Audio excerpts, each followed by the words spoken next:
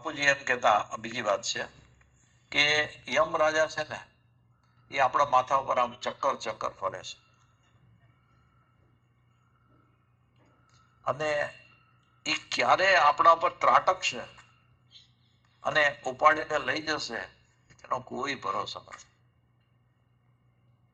માટે હે જીવ, જો તારે ખરેખર તારા અજ્ઞાનને આ ભવમાં દૂર કરવું હોય તો તું એમ જ માની લે કે આ યમ રાજા મારા પર હુમલો કરે એ પહેલા મારે મારું કામ કરી લેવું છે.